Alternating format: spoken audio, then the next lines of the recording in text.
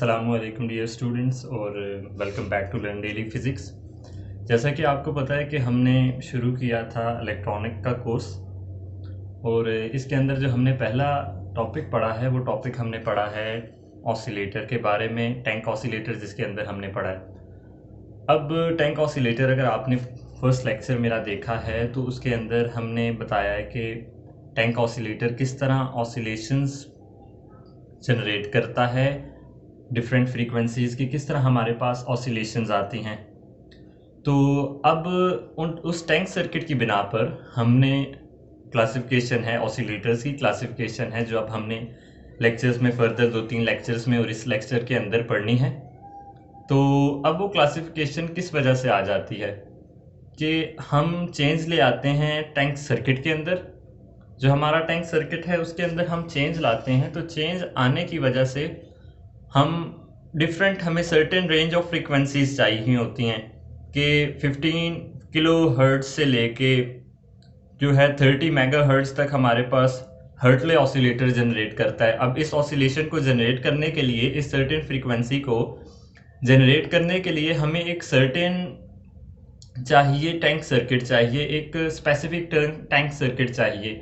वो जो tank circuit हमारे पास होगा वो कौन सा टैंक सर्किट होगा और वो किस तरह काम करेगा हर्टले ऑसिलेटर के अंदर, वो आज हम डिस्कस करेंगे कि how that tank circuit generate oscillations in Hartley oscillator. Hartley oscillator जो था 1915 के अंदर एक इंजीनियर था, अमेरिकन इंजीनियर था, उसने इलेक्ट्रॉनिक लेबॉर्ट्री के अंदर ये ऑसिलेटर जनरेट किया था 1915 के अंदर।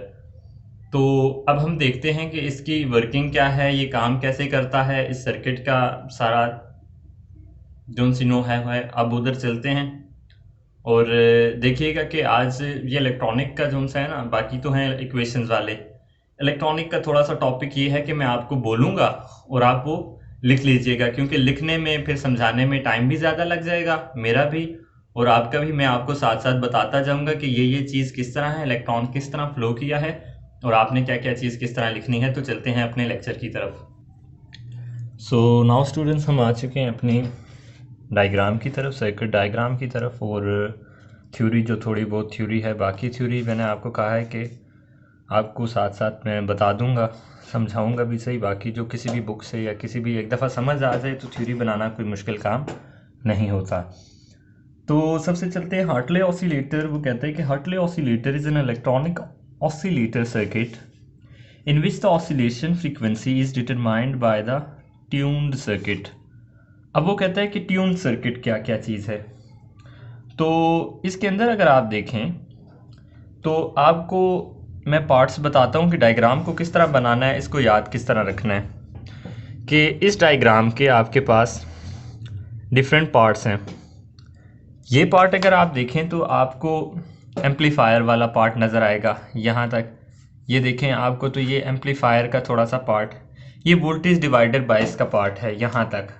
ये वाला जो आपको पार्ट नज़र आ रहा है ये कौन सा है, वोल्टेज डिवाइडर बायस का पार्ट है। फिर आप अगर इसको छोड़ दें और इस वाले को देखें तो इसको कहते हैं ट्यून्ड सर्किट, एलसी सर्किट या फिर टैंक सर्किट। इस टैंक सर्किट को हमने पढ़ा था किस तरह अभी प्रीवियस लेक्चर के अंदर के किस तरह ये ऑसिलेशंस हमारे पास जनरेट करता है। तो सर्किट में एक हमारे पास पहला बड़ा सर्किट कौन सा है, वोल्टेज डिवाइडर बायस वाला, फिर उसके बाद है टैंक सर्किट।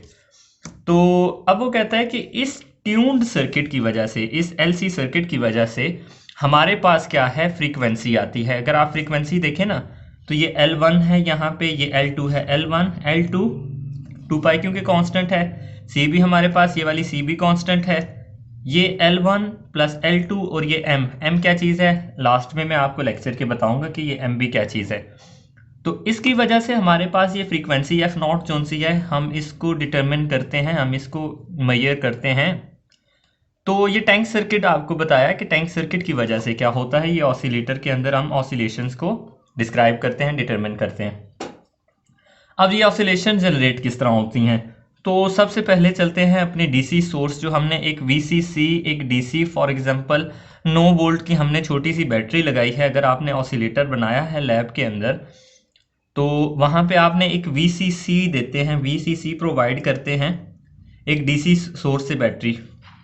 तो अब फॉर एग्जांपल 9 वोल्ट VCC यहाँ से मिला उसको, तो वो यहाँ से सर्किट के अंदर आ गया। अब सर्किट से यहाँ भी जाएगा, यहाँ भी जाएगा। जब यहाँ जाएगा तो यहाँ पे RFC है। This what is this RFC? This is radio frequency choke. तो ये रेडियो फ्रीक्वेंसी सर्किट या रेडियो फ्रीक्वेंसी चोक जो है, इसका काम क्या होता है? चोक आपको पता है कि एसी को कंट्रोल करने के लिए होती है। ये रेडियो फ्रीक्वेंसी चोक हाई फ्रीक्वेंसी की जोन सी आपके पास वेव होती है या करंट होता है हाई फ्रीक्वेंसी, उसको ये ब्लॉक कर देता है। तो VCC यहाँ से जब आपके पास आएगा, VCC ये RFC से गुजर यहाँ से नहीं जा सकता। ये VCC का जो करंट होगा ICC, it can not move from this side, it will move from this side R1। फिर यहाँ से ये जाएगा कहाँ पे? बेस की तरफ। जब बेस की तरफ जाएगा तो आपको पता है ये कौन सा है? कॉमन इमीटर की कॉन्फ़िगरेशन है ये कलेक्टर, ये बेस, ये इमीटर। तो ये कॉमन इमीटर की एक आपके पास कॉन्फ़िगरेशन बन गई है। तो आपके पास ये बेस से यहाँ से करंट जाएगा कलेक्टर पे। जब यहाँ से कलेक्टर पे करंट चला जाएगा, ये ICC करंट जो सा है यहाँ से कलेक्टर पे आ जाएगा बेस से जाके, क्योंकि ये फॉरवर्ड बाइस होता है। आपने सारी कॉन्फ़िगरेशन जो सी है वो इलेक्ट्रॉनिक 1 के अंदर पढ़ी है कॉमन इमीटर की, कि कॉमन इमीटर एम्पलीफायर या कॉमन इमीटर ट्रांजिस्टर जो सा है ये PNP ट्रांजिस्टर है, NPN ट्रांजिस्टर है। तो ये किस तरह वर्क करता है कि यहाँ से जब आपके पास ये आया, यहाँ से ICC यहाँ पे आ गया बेस पे। अच्छा, ये NPN है कि PNP है, एट द लास्ट में आपको ये श्योर कर दूंगा कि अभी मैं इसका इतना श्योर नहीं हूँ, मैं देख के आपको लास्ट में बता दूंगा कि ये PNP है कि NPN है। तो यहाँ से ये जो करंट आया ये बेस पे आया, बेस से फिर कहाँ गया? कलेक्टर पे। जब ये कलेक्टर पे गया, कलेक्टर से यहाँ पे ये कपलिंग कैपेसिटर पे गया। अब इस कपलिंग कैपेसिटर का क्या काम है? ये कपलिंग कैपेसिटर आपका वोल्टेज डिवाइडर सर्किट जोन सा है। अगर आप प्रॉब्लम को सॉल्व करने का या प्रॉब्लम को सॉल्व याद रखने के लिए ना, प्रॉब्लम को आप छोटे छोटे हिस्सों में डिवाइड कर देते हैं। जिस तरह आपने न्यूमेरिकल को याद करना है तो उसको आप स्टेप्स के अंदर डिवाइड कर देते हैं, इसी तरह इस डायग्राम को याद रखने के लिए आपने इस डायग्राम को क्या करना है? स्टेप्स के अंदर या किसी टुकड़ों के अंदर, पार्ट्स के अंदर डिवाइड कर देना है। ये वोल्टेज डिवाइडर 22 वाला पार्ट और एक ये टैंक सर्किट वाला पार्ट। अब ये कपलिंग कैपेसिटर है, इसके दरमियान जो वोल्टेज डिवाइडर 22 और टैंक सर्किट को आपस में क्या कर रहा है? जोड़ रहा है। यहाँ से करंट आया, यहाँ से वो करंट जब आके कपलिंग कैपेसिटर को इसने क्या किया? चार्ज किया। कपलिंग कैपेसिटर चार्ज होने की वजह से क्या हुआ? एक पोटेंशियल यहाँ पे इस कैपेसिटर के गिर्द एक पोटेंशियल डेवलप हुआ। उस पोटेंशियल के डेवलप होने की वजह से यहाँ पे भी इस C पे एक पोटेंशियल डेवलप हो गया। जब इस C पे पोटेंशियल डेवलप हुआ तो लास्ट लेक्चर में मैंने बहुत ही क्लियरली आपको समझाया था कि किस तरह ये कैपेसिटर चार्ज होता है। फिर जब कैपेसिटर डिस्चार्ज होता है इंडक्टर्स के अंदर, तो वो किस तरह इंडक्टर्स के अंदर डिस्चार्ज होता है, फिर इंडक्टर्स जो से हैं वो डिस्चार्ज होते हैं कैपेसिटर के अंदर। तो ये जो साइकिल चलता है, इस साइकिल की वजह से ऑसिलेशंस किस तरह जनरेट होती हैं, ये टैंक सर्किट में आप बड़ी वाज़ेह तौर पे, अगर किसी ने नहीं भी देखा तो फर्स्ट लेक्चर देखे टैंक सर्किट वाला, तो उसके अंदर उसको पता चल जाएगा कि ये ऑसिलेशंस किस तरह जनरेट होती हैं। जब ये ऑसिलेशंस यहाँ पे जनरेट हो गई, अब हमने क्या करना है? अब ये ऑसिलेशन जनरेट होके यहाँ से आ जाती हैं भाई फीडबैक में, फीडबैक पाथ के अंदर। फीडबैक पाथ के अंदर ये इधर आ गई। यहाँ पे ये जो सा है ये बाईपास रेजिस्टेंस है, ये बाईपास कैपेसिटर लगा हुआ है। क्यों लगा हुआ है? कि ये जो आपके पास AC वोल्टेज, यहाँ से कोई AC सिग्नल आता है तो वो उसको यहाँ पे ग्राउंड कर देता है। ये बाईपास कैपेसिटर लगाने का, जिस तरह हम एम्पलीफायर के अंदर लगाते हैं, तो इसका काम ये है। तो अब यहाँ से करंट आ गया यहाँ पे CB। अब अगर आपने लिखना हो तो हर एक कंपोनेंट को आप डिफरेंट लिख सकते हैं कि मैंने VCC क्यों लगाया, मैंने कपलिंग कैपेसिटर क्यों लगाया, ये कैपेसिटर क्यों लगाया, ये इंडक्टर्स जो से हैं सीरीज में क्यों लगाए। ठीक, तो RFC क्यों लगा है, तो ये सारी चीज़ें आपने वहाँ पे पेज पे पेपर के अंदर लिखनी है, मैंने आपको समझा दी यहाँ पे। अब यहाँ से जब वो टैंक सर्किट के अंदर ऑसिलेशंस जनरेट हो गई, अब जब ऑसिलेशंस जनरेट हुई वो यहाँ से फीडबैक पाथ से होते होते कहाँ पे आ गई, CB बेस कैपेसिटर, ये जो बेस के साथ कैपेसिटर लगा हुआ है इस पे आ गई। इस पे आई तो एक तो यहाँ से आपके पास 180 का फेज शिफ्ट के साथ ऑसिलेशन जनरेट हो गई यहाँ पे। ठीक, अब वो ऑसिलेशन जो सी हैं वो आपने कलेक्ट कर ली आउटपुट पे। आउटपुट पे भी यहाँ पे एक कॉइल आप लगा देते हैं, वहाँ पे वो ऑसिलेशन जो सी हैं इंडक्टेंस की वजह से आउटपुट पे आप क्या करते हैं उसको कलेक्ट कर लेते हैं, या डायरेक्टली आप उसको कलेक्ट कर लेते हैं, वो कोई इतना हमारा कंसर्न नहीं है कि कलेक्ट किस तरह। आउटपुट पे एक हमारे पास आ गई 180 फेज शिफ्ट के साथ, दूसरी फिर यहाँ से आई जो सी यहाँ पे फीडबैक पाथ में, एक हमारे पास यहाँ पे आ गई एक ग्राउंड के और इसके अक्रॉस, दूसरी आ गई यहाँ से फिर फीडबैक पाथ से। फीडबैक पाथ से आई यहाँ पे उसने क्या किया, CB को चार्ज किया, CB डिस्चार्ज हुआ। ये यहाँ पे जो B और E है कॉमन मीटर की कॉन्फ़िगरेशन है। कॉमन मीटर क्या करता है, आपके पास कॉमन मीटर एम्पलीफायर में भी आपने पढ़ा था कि वो फेज शिफ्ट ले आता है 180 का। ये जो सिग्नल आपके पास जाएगा यहाँ से फीडबैक पाथ के साथ, वो क्या करेगा, ये वाला सिग्नल यहाँ पे जो आप पे आएगा ना इन टर्मिनल्स के अक्रॉस, वो होगा डैम्प्ड। डैम्प्ड ऑसिलेशन क्या होती है कि जो अपना एम्पलीट्यूड कम करती जाती है। ठीक, एम्पलीट्यूड कम करती जाती है, और ये जो हर्टले ऑसिलेटर है ये हमें अनडैम्प्ड ऑसिलेशन देता है। तो अनडैम्प्ड किस तरह देता है कि वो एक तो यहाँ से हमें ऑसिलेशन 180 डिग्री की मिल गई इधर, फिर ये जो फीडबैक से आई यहाँ पे वही ऑसिलेशन यहाँ से फीडबैक के साथ इधर भी गई।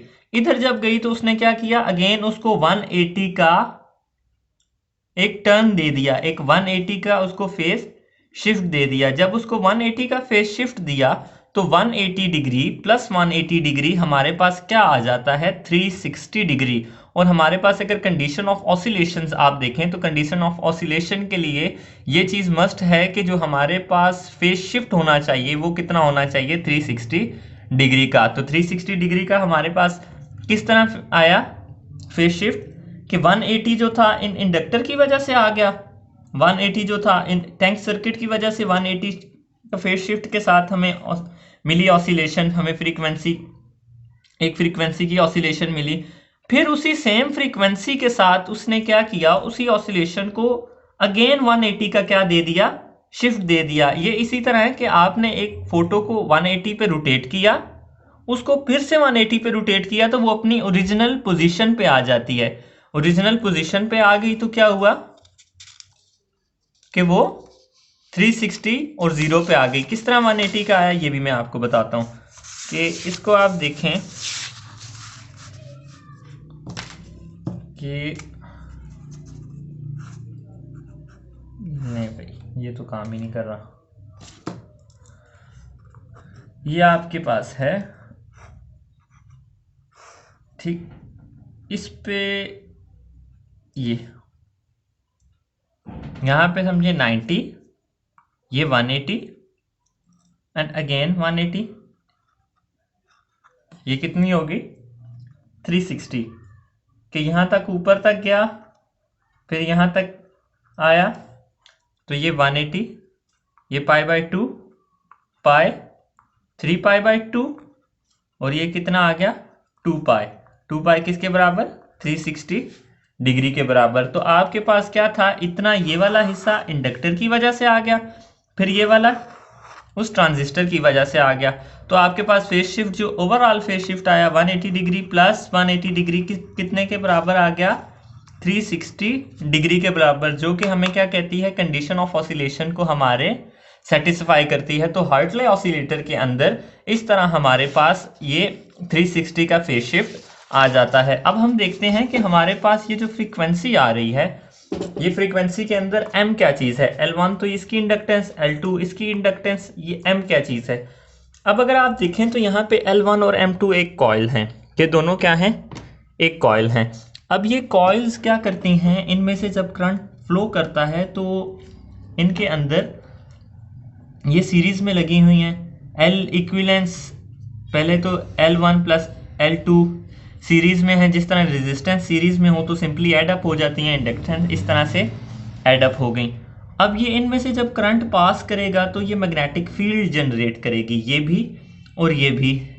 इनकी मैग्नेटिक फील्ड के अंदर हमारे पास जब एक दूसरे कॉइल के ये करीब होंगी और जब एक दूसरे के अंदर से ये मैग्नेटिक फील्ड लाइंस को पास करेंगी तो दोनों की कुछ ना कुछ म्यूचुअल इंडक्शन आ जाएगी हमारे पास।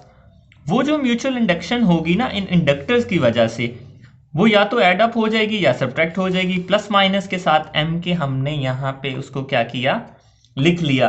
तो सर्टेन फ्रीक्वेंसी, अब फॉर अ सर्टेन फ्रीक्वेंसी हमें चाहिए कोई ख़ास फ्रीक्वेंसी की रेंज। फॉर एग्जांपल हमें चाहिए 10 मेगाहर्ट्ज़ की फ्रीक्वेंसी।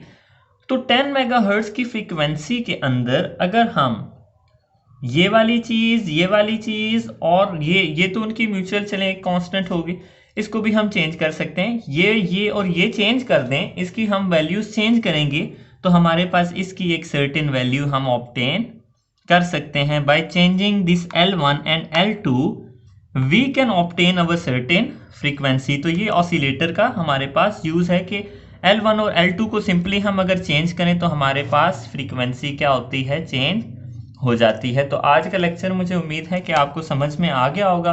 अगर कोई भी क्वेश्चन या क्वेरी हो तो कमेंट्स में पूछ लीजिए करें कि उसका जवाब आपको फ़ौरन मिल जाएगा as soon as I see that comment.